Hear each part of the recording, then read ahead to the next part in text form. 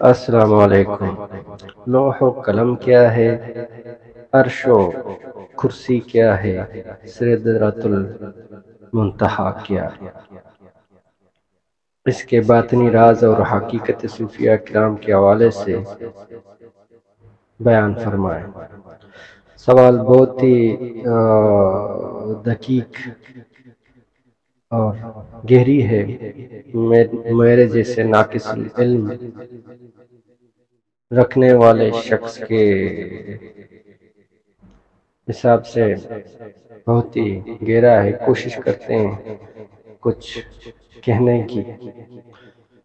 لوح و قلم کیا ہے؟ عرش و کرسی کیا ہے؟ اصل میں سارا کھیل خیال کا ہے۔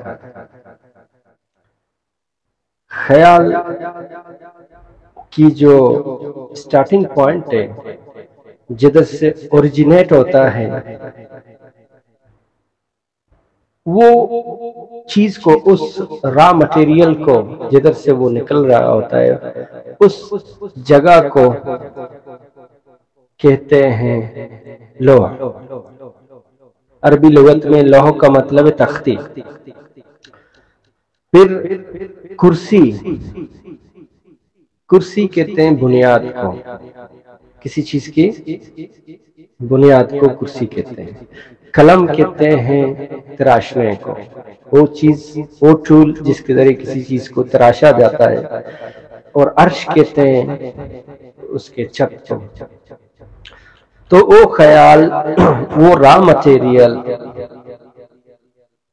جدھر سے نکلتی ہے، وہ تختی، وہ را مٹیریل، وہ خیال جدھر سے اوریجنیٹ ہوتا ہے، وہ اس کی کرسی ہوتی ہے۔ وہ اس کا سٹارٹنگ پوائنٹ ہوتا ہے۔ وہ اس کی وائبریشن کی جو فریکوینسی ہے، اس وائبریشن کی فریکوینسی جو سٹارٹ ہوتی ہے، اس پوائنٹ کو، سٹارٹنگ پوائنٹ کو کرسی کہتے ہیں۔ جو وائبریشن سٹارٹ ہونے والی تھی اس کو تختی کہتے ہیں۔ خیال کی بات طرف میں اشارہ کر رہا ہوں۔ اس خیال کو کیسے آپ ڈائیورٹ کرتے ہیں، the power to divert the thought process, یعنی آپ اس خیال کو کیسے، منفی خیال کو کیسے مثبت کر سکتے ہیں، مثبت خیال کو کیسے آپ کسی اور انداز میں لے جا سکتے ہیں۔ اس لے جانے کی پاور کو قلم کہتے ہیں، تراشنے کی پاور کو قلم کہتے ہیں۔ اور اس کی جو نکلنے، وہ جو مٹیریل ہے، وہ جو خیال ہے، وہ اس کو آپ نے سٹارٹ کیا، اس کو تراشا، اس کو ایک خوبصورت رنگ دے دیا۔ یہ جب وہ کسی شکل میں آ گیا، کسی تصور میں آ گیا، کسی خوبصورت رنگ میں آ گیا، اس چیز کو کہتے ہیں عرش۔ یہ پروسیس جب سٹارٹ اپ کرے، وہ جو خیال ہے، آپ اس خیال کو سٹارٹ کرنے کے، جب آپ سٹارٹ کر رہے ہوتے ہیں، اس سٹارٹنگ پوائنٹ کو کرسی کہتے ہیں۔ اس خیال کو کیسے آپ سنوار رہے ہو، کیسے اس کو ڈیکوریٹ کر رہے ہو، سجا رہے ہو، اس سجاوٹ کی، اس سجاوٹ کی جو ٹول ہے، جو پاور ہے، اس کو قلم کہتے ہیں۔ پھر اس کو سجانے کے بعد جس قسم کا یہ شکل اختیار کرتا ہے، اس شکل کو عرش کہتے ہیں۔ تو یہ سارا کھیل جو ہے خیال کا ہے کہ آپ کیسی نگاہ رکھتے ہیں، اور اس نگاہ سے اس خیال کی وائبریشن کو کیسے آپ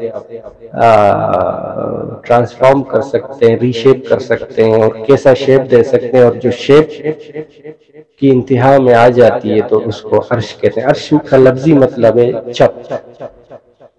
تو یہ ایک ہی مکان ہے جس میں مال یوز ہوا ہوتا ہے، مٹیریل یوز، اس مٹیریل کو لوح کہتے ہیں۔ جو ڈیزائننگ کا جو سسٹم یوز ہوا ہوتا ہے، اس کو قلم کہتے ہیں۔ جب یہ ایک شکل اختیار کر لیتا ہے تو اس کو عرش کہتے ہیں۔ اور یہ اس کی جو سٹارٹنگ پوائنٹ ہے، اس کی کرسی کیا ہے، یعنی کیسے سٹارٹ ہوا ہے، کیسا تربیت پایا ہے، کس نگاہ میں رہا ہے، اس چیز کو کرسی کہتے ہیں۔ یہ انسان کی خیال کہ اسٹارٹنگ ظہور تک کا جو پروسیس ہے، سمجھ کا اندر کا جو کھیل ہے، اس کھیل کو اسٹارٹنگ پوائنٹ اس کا کرسی ہے. اس خیال میں جو استعمال ہوتا ہے مٹیریل، اس کو لوح کہتے ہیں، اور اس کی ڈیزائننگ کو قلم، یعنی کیسے تراشا آپ نے اس کو، دا پاور، تراشنے کا جو پاور ہے اس کو قلم کہتے ہیں. اور یہ جب اپنی انتہا تک پہنچتا ہے اس کو عرش کہتے ہیں، اپنے چھت تک پہنچتا ہے اس کو عرش کہتے ہیں. یہ اس خیال کا لائف سائیکل ہے. اور سدرۃ المنتہا، سدرۃ المنتہا، سدرہ میرے خیال میں کسی درخت کا بھی نام ہے، عربی میں صحیح ذہن میں نہیں آ رہا، اور منتہا انتہا سے نکلا ہے. اس کو جب ہم لوگ اس تھاٹ پروسیس کے حساب سے اس کو لیتے ہیں،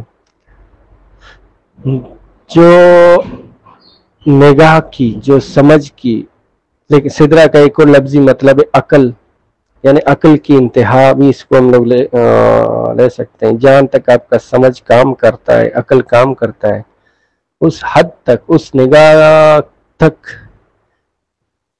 اس نگاہ تک کا جو پروسیس ہے، جو سمجھ ہے، اس کو سدرۃ المنتہا کہتے ہیں. اس کے بعد یعنی آپ کی سمجھ، عقل، یعنی عقل کی انتہا، اس کے بعد عقل کا کام نہیں ہے. اس کے بعد جو ہے باطنی آنکھ کا سفر شروع ہو جاتا ہے. یہ ایک تھیوری ہے، اسٹرنگ تھیوری. تو اس سے اگر سائنٹیفک انداز میں اس کو کوئی سمجھنا چاہتا ہے، یقیناً صوفیہ کرام کے حوالے سے ہی اشارہ اس کی طرف آتا ہے. صوفیہ کرام اس بات کو بہت پہلے ہی کہہ چکے ہیں. تو یہ جو سفر ہے عقل کا، اس کی انتہا جو ہے وہ اس کو سدرۃ المنتہا کہتے ہیں. اس کے بعد عقل کے پر جل جاتے ہیں اور عقل حیرانگی کی انتہا میں آ جاتا ہے، اور اس کو دلائل اور حکمت اس کی کام آنی بند ہو جاتی ہے. اس کے بعد جو سرنڈر کا سفر شروع ہو جاتا ہے. صوفیہ کرام نے اس کو عشق کا نام دیا ہے.